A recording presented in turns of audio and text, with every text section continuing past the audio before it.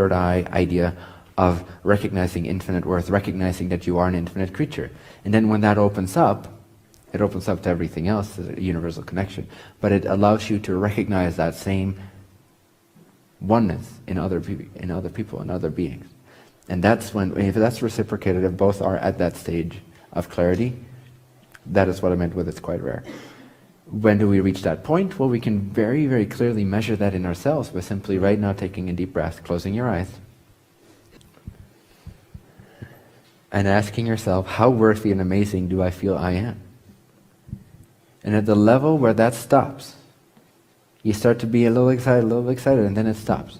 That's the level you're working at. And you just keep expanding that boundary. Keep expanding how worthy you feel, how ecstatic you feel, how true you feel, how much you feel like you are a creature of infinite worth. And you keep expanding that energy. It becomes more and more blissful, more and more bright, brighter light, brighter, more and more expansive. And then at some point you feel a little contraction, a little belief comes up. Well, this is too much bliss for me to be worthy of. This is too much light for me to handle.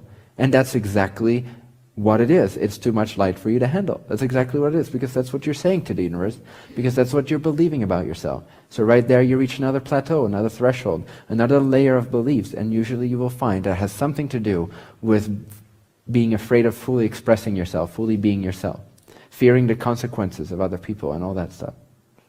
So open up that throat chakra in that sense. Bring that light even higher, even brighter. And realize that you are entitled to express yourself as fully as you want to, by the very nature, by the very fact that you exist. Existence wants your voice heard, expressed, your desires manifest. Otherwise it wouldn't give you desires. Otherwise it wouldn't have created you to begin with. You are infinite worth. Your existence is meant to exist, otherwise you would not exist, because consciousness, God, does not make mistakes. It does not create redundancy. You are not redundant. You are infinite worth. Your infinite expression, and you are meant to be yourself with zero reference to what other people think of you. So brighten up that light, feel that infinite love, that infinite self-worth, increase, and let the bliss pour down into your body, into your being, and know that you are infinite worth, and let nothing else matter anymore. No one else matters. No one else matters but you. Give yourself that gift for a moment. I'm not saying you become a dick. I'm just saying that you become absolutely clear on who you are, and that you're worthy for your own free will to be free. If you don't let your free will be free, then you're not going to let other people's free will be free, and you're simply not ready for a relationship. Not this type of relationship. So you got to let your free will be free, so that you can have the empowerment and the infinite worth found inside of you, an expression, infinite expression found inside of you, free expression, so that when you are in that empowered state of being, when you are that God in a body, with a body, I should say, then you can fully attract that type of relating, that type of relationship, naturally, effortlessly. Then you are ready for that light. Then you won't squeeze it when it's given to you. Then you will let it come and go, so that the next even more beautiful, abundant thing can come and go as well. So when are you ready? You will know that you're ready. When it happens, obviously, but even before it happens, you can know that you're ready by no longer needing the projections external to you, outside of yourself. When you can feel infinite love and worth and happiness just by being you, just by being crazy, just by being absolutely you, just being so satisfied with being you, just feeling so amazing about yourself, feeling that you are a creature of infinite light, of infinite worth. When you feel that, you start to operate as an infinite being, as an eternal vibrational consciousness. And then, sky's the limit, or the beginning. And then relationships start to open up as well. All kinds of relationships, all kinds of dynamics, all kinds of purposes behind it, that you then start to be able to become a part of, in a sense, fulfill a role in. And it's beautiful, and you're going to be of service in many ways.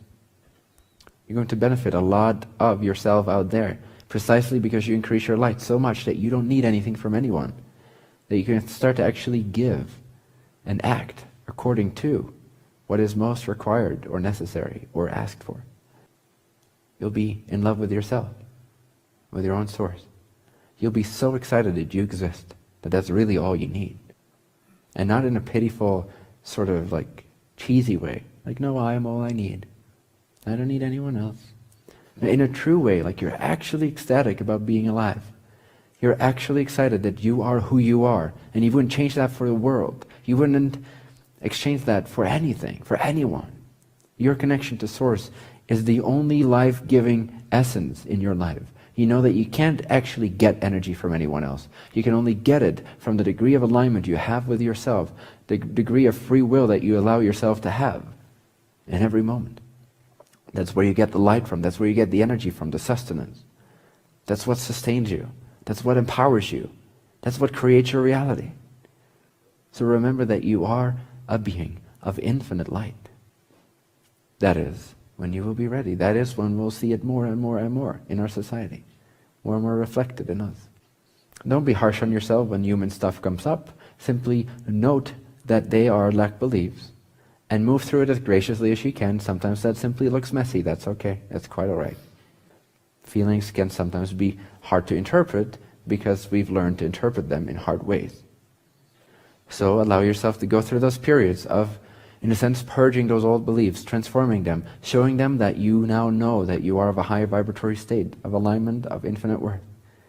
And then they leave you alone. They disappear. They become merged back into your being. There's so much room in yourself that you can include them even, but they'll just be outshone by the light that you are, by the confidence that you are.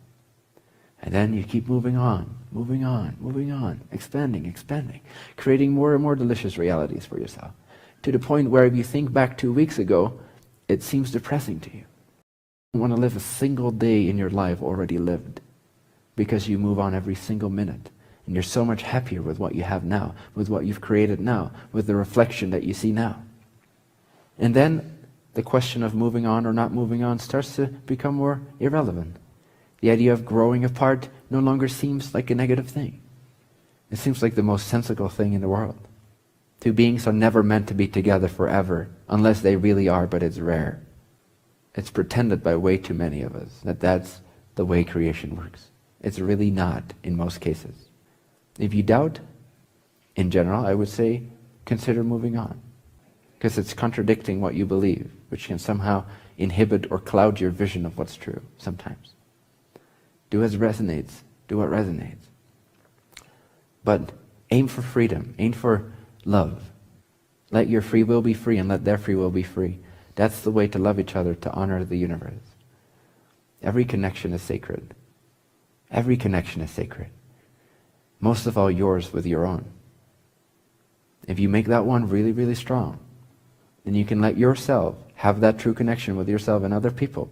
And you can let those other people more and more have those connections with themselves and with other people. Recognize that ultimately you would not want to detract from that person relating to someone else because you're detracting from more of yourself. It doesn't mean anything if someone else goes with someone else. So hard, isn't it, to believe that? But it's not. Not when you reach higher levels of light and brightness. When you're in your really clear moments, you feel so on top of the world that anything can be stolen from you and you wouldn't even flinch. You'd be absolutely ecstatic at everything being taken away from you because it's all the same abundance. And you are a creature of infinite possibility. So why be afraid when 0.00000000000000000000000000000000000000000000000000000000000000000000000000000000000000000000000000000000000000000000000000000000000000000000000000000000000000000000000000000000000000000000000000000000000000000000000000000000000000000000000000000000000000000000000000000000000000000000 1 800 billion years. If I would continue to say 800 billion years, if I would continue to say 000, it would still not be there. 1, let's just skip 800 billion years, percent of all of creation is taken away from you. You would not care. It still exists. You just move on to another portion of it. You own all of creation. You own infinite possibilities. So don't latch on to what you see, because what you see is a reflection of who you were. Of course it needs to move, so that something new can be created and your new vibratory state can be reflected in physical reality. If you hold on to it too tightly, A, it will wither and die, you will wither and die, and your new reality won't come to fruition. And when the reality you do have does finally get stolen away from you, you don't know what to do with yourself. So allow yourself to recreate yourself. on all levels of your being, especially the manifest level, over and over and over and over and over again.